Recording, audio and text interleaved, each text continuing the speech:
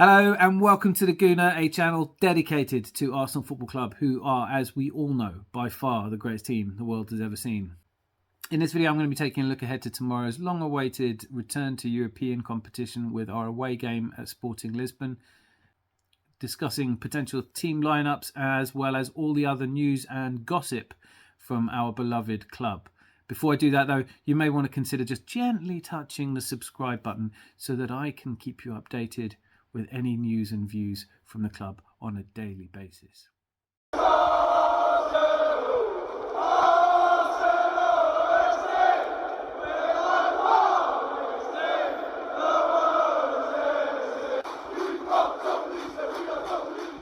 News today that Tierney did not train with the team. Now, he is apparently not injured, but is instead sick. And you have to imagine that that's a proper illness like bubonic plague or tuberculosis or Ebola or something like that, because as we all know, he's made in Scotland from Girders, and he's a short sleeves in a snowstorm type of left back that I just didn't think would ever get ill. Injured, sadly, yes, but ill, no. Having said that, I'm doing him a disservice. This season, he has not been injured, but he has barely featured since the arrival of Zinchenko, who is now Tierney has always been a fan's favourite because he's shown that commitment and that drive. In fact, he was one of Arteta's favourites when he first became manager of Arsenal, and arguably his first name on the team sheet. Things have certainly changed since then. I'm not sure. I'm sure I'm not the only one who's really looking forward to seeing Tierney. He has played every game in the Europa League this season, and I for one, am a little baffled that he hasn't been able to get any minutes at all. But he really has, saying that, he has played 17 times in the Premier League this season, although that is hugely misleading. If you added up all of the minutes he's played, it comes to 468, which obviously is, well, it's roughly five games worth. And this is largely because when he is brought on, he's brought on in extra time. So he, certainly for a player who was first on the team sheet, it's fallen away quite badly for him. Obviously, he had injuries, and it probably was because of the injuries that there was a need to get cover as left back. We tried several others. I know Cedric was able apparently to play on the left. A list of players that can play on both sides. But Zinchenko, when we signed him, it wasn't entirely clear to everybody in the pre-season whether we were signing him as a left back or we were signing Zinchenko to play in midfield.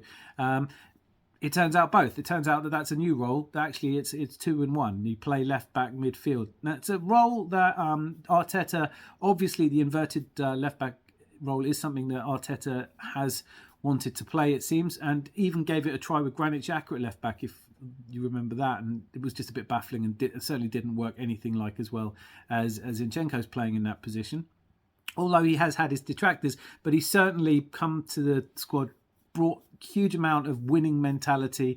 He's pumped us up, and he's becoming a firm favourite amongst the fans. Well, most of the fans, as well as seemingly the squad themselves.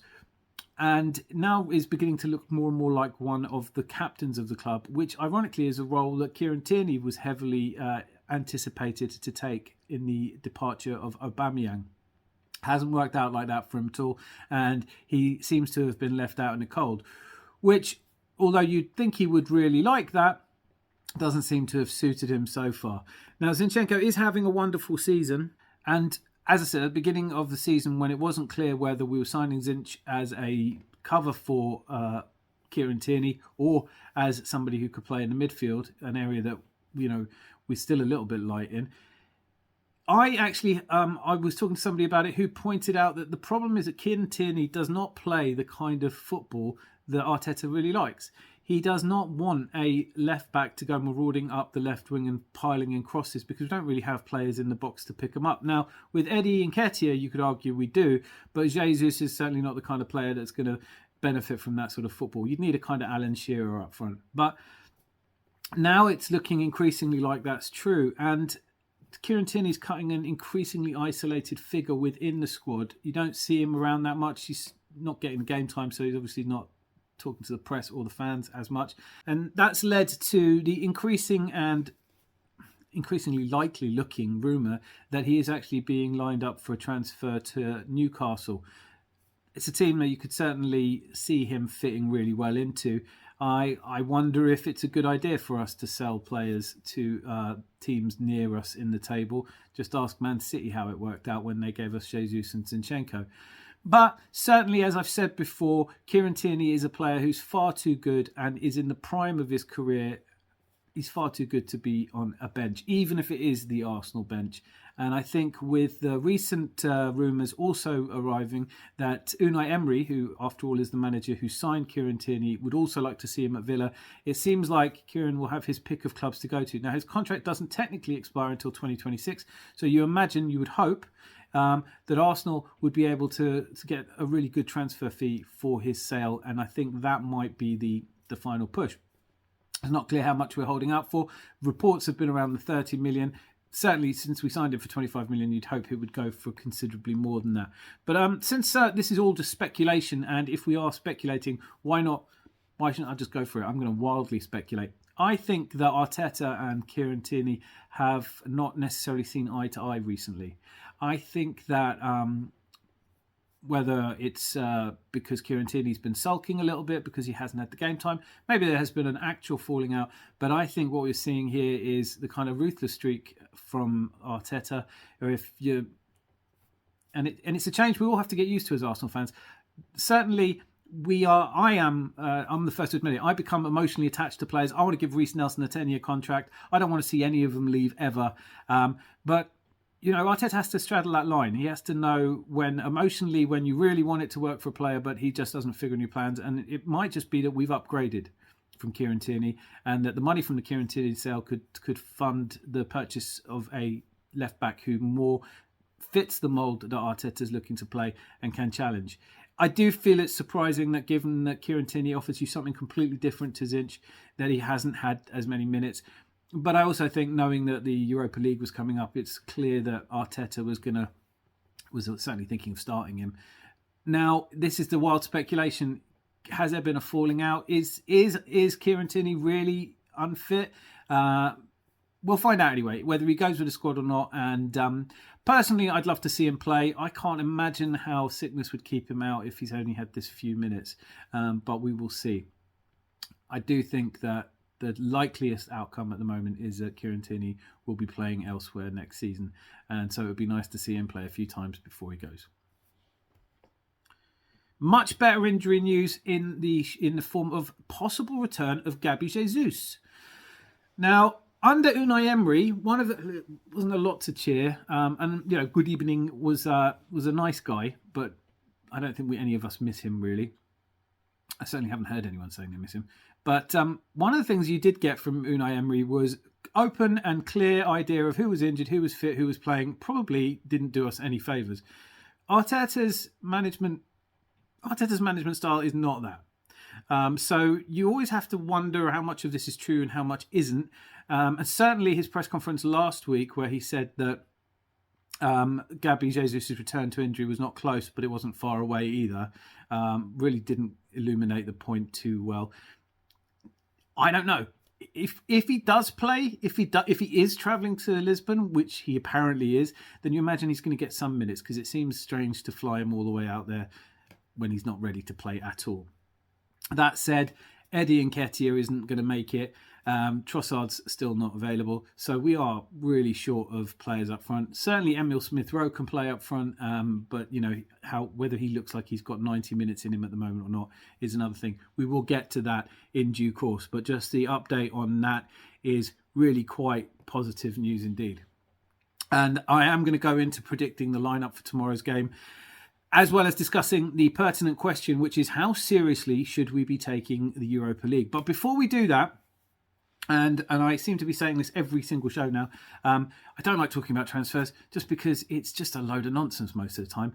But I did just want to quickly touch on the growing rumour mill, which has indicated that Victor Osimhen, the informed striker whose goals have fired Napoli to a 15-point lead at the top of Serie A, is apparently somebody that Arsenal are very seriously interested in looking to bring to Arsenal in the summer. Now, I include a little clip here of him at the ceremony where he was handed the award for Best Foreign Sportsman in Italy. So let's have a listen. Lately, one of the the top five leagues in the world is amazing feeling for me and a good feat. But of course, a lot of people worldwide consider the Premier League as the best and the strongest league. But of course, I'm on a process. I'm in a phase. So now I'm in one of the best league in the world, which is the Italian Serie A. Of course, I'm working so hard to make sure that I achieve my dream in playing, of course, in the Premier League someday. Now, is it just me, or does it seem a tiny bit tactless to receive an award for being the best foreign player in Italy and use it as an opportunity to immediately talk about how you're working as hard as you are so that you can get a chance to fulfil your dream of leaving and going to England and the Premier League? It's a tiny bit tactless, I think. Now, you could be forgiven for thinking that big money signings from Italy don't always do well here. There's Zinchenko, who went to Chelsea from AC Milan for 30 million. I think he scored 4 goals in a season. It just didn't work out for him. And at the time, I would have given you your money that he was going to be the sensation that we all expected him to be. It just didn't happen for him. And then, of course, there's Balotelli, who was signed by Liverpool to replace the outgoing Suarez. He managed 4 goals in a season and obviously didn't work out for him at Liverpool. Then there's Aquilani, also managed only 1. And who can forget more recently Romelu Lukaku, who wasn't actually doing too badly until he gave an interview where he said that he didn't like it at Chelsea and wished he was back at Inter. That led to a falling out with Thomas Tuchel, and before long, wouldn't you know it, he goes back to Inter. What's funny about that is that Chelsea still had to pay his wages. So really not a great bit of business for Chelsea, although if Chelsea is synonymous with anything, it's not great business, is it? Other notable mentions in this list would be Cuadrado, Eric Lamela and Jovetic. And it seems it would be foolish to risk the kind of eye-watering money that Napoli would almost certainly demand for Osimhen. And bearing that in mind, certainly a club like Arsenal, who have not been in the same league of transfer spending as other teams, we did spend 72 million on Pepe, but some teams spend that on a goalkeeper nowadays. So it doesn't feel like a really good fit, this one.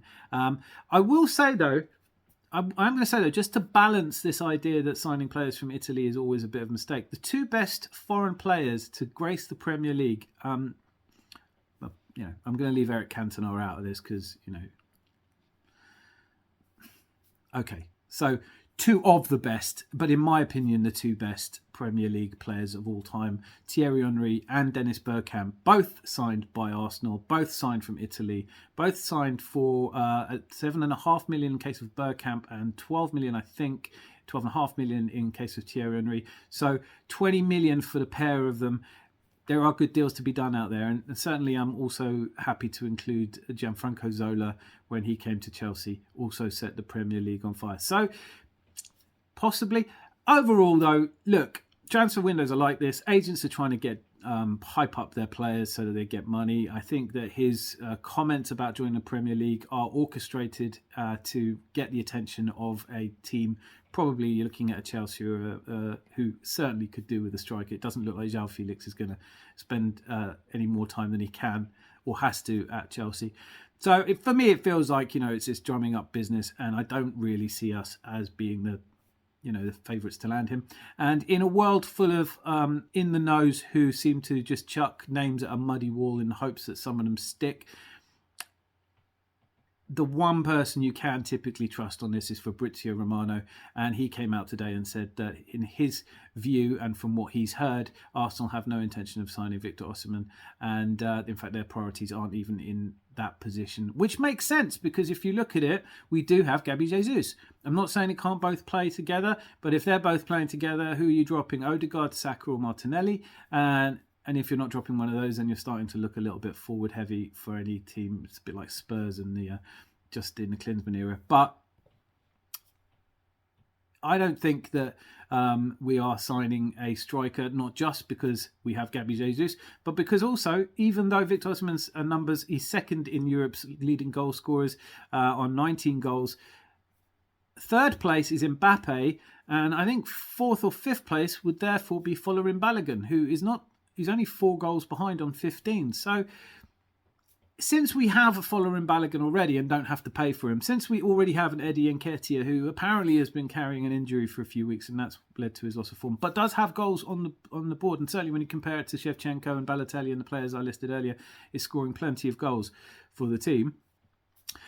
I don't see this happening. And if it does, great. But, it's not my money. So if the Arsenal board, the Cronkies, want to spend hundreds of millions of pounds on a player who could quite easily be a bigger flop than Pepe, have at it. I'm not going to hate on you for spending your money on Arsenal Football Club. And that goes for anyone.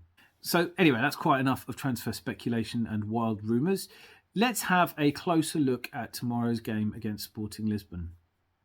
Now, I'm going to just focus on one key question here, which is that with us playing at 2 o'clock at Craven Cottage on Sunday, and this game coming as it does in early evening tomorrow, that doesn't give us a lot of recovery time. Now, I am surprised at how divided opinion is on this one.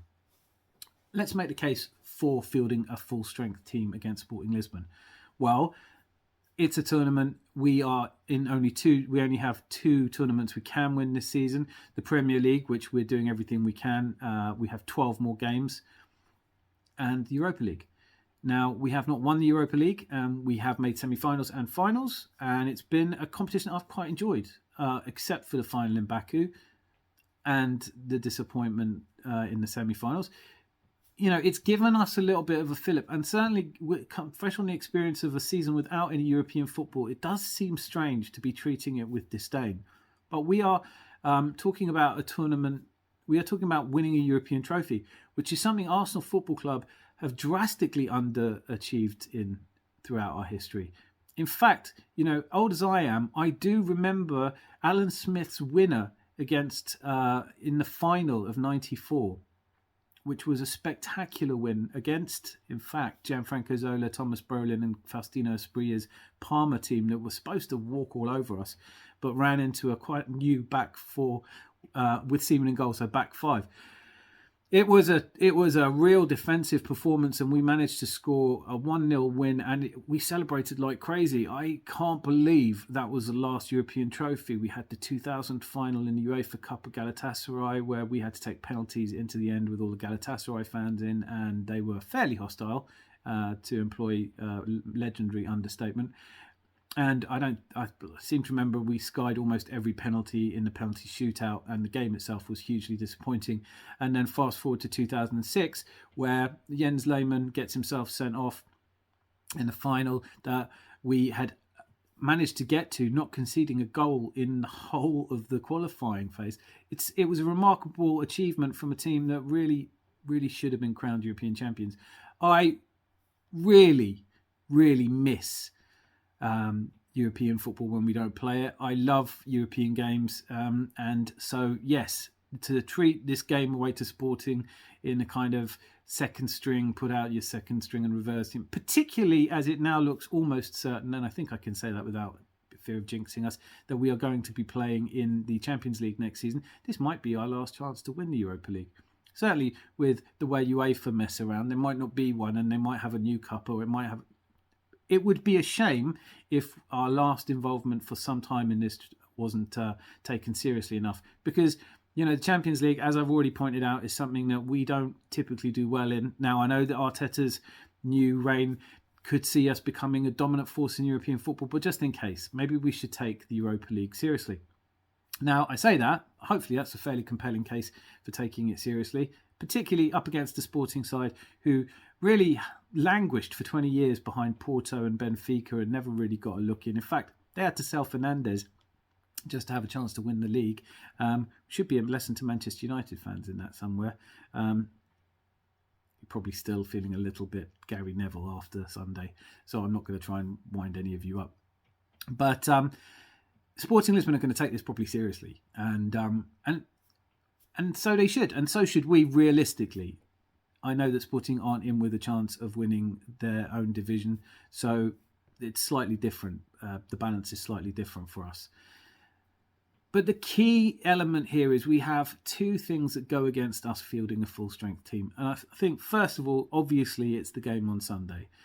Granit Xhaka looks tired. I mean, players do deserve a rest. Now, I know that one of the things that led to the 7-0, I know I was going to mention it, but there's a few digs here and there. One of the things that I think played a part in Man United losing 7-0 to Liverpool was the fact that they've played like 21 games since the World Cup. We've played 12. The extra games... When I've talked about this on other platforms, people have said to me, professional footballers, they should be able... Yeah, but, you get paid to do something doesn't mean you're superhuman. They need a break and they need a rest. We have a very thin squad. Players like, as I've already said, Granit Xhaka. We've already seen Thomas Partey injured. Odegaard, for me, there's the great picture of Odegaard. Well, I'll put it up here, lying flat on his back. I think he's knackered. I think that the 11 shots he had, there's a certain fatigue and tiredness. Now, maybe that lift that we got from the game on Saturday will be enough to see them recover, but we're kind of threadbare at the moment. So the argument for me there are lots of players, one of whom Jakub Kivior, we signed from Spezia. He played 16 or 17 games for Spezia this season before joining us and hasn't played a minute. He's played in the under-21s or the under-23s, I forget which it is, but he's certainly somebody that you could throw into this. Holding is still an Arsenal player. Haven't seen him since the City game. And this comes back to a point I was going to make as well, which is if you don't play your first team side, it can have a knock-on effect. We were flying high, went to Manchester City, made 6 changes from the first team squad to play in the Cup, really acquitted ourselves spectacularly well, but lost to a Nathan Ake goal, and then the slide began with Everton and so on and so on. So maybe what we don't want to do is at this kind of peak go to Lisbon and play a weakened side, lose, and then have that kind of infect the game against Fulham, maybe lose that or draw that, and then who knows where we are. But the nerves are certainly going to be jangling if we don't get all 3 points at Craven Cottage, because it's only the Palace game at home after that, and that's no walk in the park necessarily before there's a 2-week break. Maybe that 2-week break is a good reason to play the first team almost fully. But I think my intuition, based on, it isn't me putting my neck on the line, making a prediction, but my intuition is that Mikel Arteta is going to make some changes, some key changes. I would have put money on Kieran Tierney being one of them, so maybe he'll get through whatever he's got, which is keeping him on out of training today. But if he doesn't, then I think we will line up with Matt Turner in goal, because it's his tournament, he's been playing that. Now, I think there's a really interesting question if you get to a final. I saw James B and the guys on Forever Arsenal podcast talking about this, and I love that podcast, by the way. And there's some really great points being made. But I think they nailed it when talking about, if you get to the final, do you then drop your keeper? This is what squad football is. If you are the reserve team keeper, or if you are the backup in any position, then you know that unless you take that position by playing better or somebody has a loss of form, then when the big games come up, that's what it is. You're a backup. You only have to look at Newcastle's performance in the League Cup final. Well, that's being harsh, but you want your best players in the final. So if we did get to the Europa League final, I don't think the fact that Matty Turner's played every game necessarily qualifies him. It would be a Ramsdale in the final. But for tomorrow's game, I really don't think we need to be putting Ramsdale in. And even though he hasn't been massively busy, he has been outstanding for us. In the game against Villa, arguably the reason that we got 3 points was that he made a fantastic save when it could have gone the other way. And his save, when it looked odds on, although it probably would have been offside, but for Bournemouth to score their second in the first half, and he flings himself, just heroic goalkeeping. We probably don't need that against Sporting Lisbon, however hard they come at us. So Matt Turner in goal. At right back, well, we've got Tomiyasu. He's been getting minutes. He hasn't been playing well. His dip in form is noticeable, but you would have to imagine that he's going to play at least at right back. Or if Tierney isn't playing, then I imagine he's going to get some time as it could be a left back. And then you might bring Ben White in. If it's me, I think I stick with Zinchenko in left back, knowing that we have Kieran Tierney, that he can play at Craven Cottage if it's needed, if something happens to Zinch. So I would put Zinchenko and Tomiyasu as the fullbacks. In the centre-back pairing, I think I would drop Gabriel for I think I would drop Gabriel for Jakub Kiwior, which could horribly backfire because he's not had minutes, but at the same time could be a masterstroke. And I think we just roll the dice with this one. And Jakub Kiwior getting minutes. Certainly the clips I've seen of him playing midweek, he looks really solid. You can't really tell anything from it. I think he played 45 minutes. Let's give him a try. And let's put Holding next to him because I love Holding. And I think it wasn't so long ago he was voted most popular player in the squad. And he's just got a great attitude. And I'd love to see him do well. Although I hope it's a little bit less of a harem-scarum performance than he gave in the FA Cup away to City. In the midfield. Now, this is where it gets really interesting for me. Vieira, it depends on who you speak to. People have either criticised his performance or loved it. And obviously, Thomas Partey is looks almost fully fit and played a massive part in that game, the second half of Bournemouth. Even though he was at fault for giving away a free kick, which led to a corner, which led to him not marking his player from the corner and Bournemouth's second goal. So it wasn't a fault-free performance from him, but certainly he's one of our best players, and he is fit at the moment. So maybe you expect him to play. Granit Xhaka has been playing every minute of every game that he was able to until recently. But increasing noise coming out of the training ground that's actually a position that Emile Smith-Rowe is being earmarked for, that he's going to be playing the Granit Xhaka position. Where does this all leave us? Who's playing in the midfield? Right, well, if I had to guess, I'd say Emile Smith-Rowe is going to come in for Odegaard. Fabio Vieira is going to play alongside, I'm guessing, Thomas Partey. And up front, Martinelli will play probably down the middle, just because there isn't anyone else, it doesn't look like. Reece Nelson, love to see him get a game. Love to see him forge a fantastically long career at Arsenal, but I'm a sentimental like that, and that's why I want him to be offered a contract. If you looked at it, really interesting statistics coming out there. If you actually look at his goals and assists ratio per minutes played, he's miles ahead of anyone in the league. So let's see if he can continue that tomorrow. And you'd probably play him at right back. And now that means that you have Emile Smith-Rowe on the left, or Vieira taking that number 8 position or that number 10 position. What it boils down to right now, I think this is becoming obvious, is I actually don't know what we're going to be lining up with tomorrow. And we are a little bit threadbare. Hopefully Jesus gets 20 minutes at the end. Hopefully Emile Smith-Rowe comes through a full 90 minutes. Hopefully Kieran Tierney as well, because that solves some problems, because then you can move Zinchenko into the midfield, which is something that a lot of us have been saying. Why is it that Kieran Tierney can't play at all? Because you could swap out Granit Xhaka and Zinchenko in the midfield and let him maraud down the left like he used to do sleevelessly in the winter. That game against West Bromwich will always be one of my favourite moments, where, especially in the interview afterwards, where he's talking about why he's the only person wearing short sleeves. I hope he's not feeling too poorly. I hope he gets on that plane and he's on his way to Lisbon, and he cracks out a perfect performance. But I'm really keen to hear what you think. As you can tell, I'm normally pretty certain what lineups are going to be. I have no idea. The presiding question from this show, the big question, therefore, from this video for me to you is, how seriously do you take the Europa League? Would you care if we went out to Sporting Lisbon? Would you play a full-strength team? Who, in fact, would you play? Let's leave some comments. And if you like this video, and I can't see why you wouldn't do, it's been the best I could do, and that's usually good enough, no? Click like. If you haven't yet, what are you waiting for? Subscribe.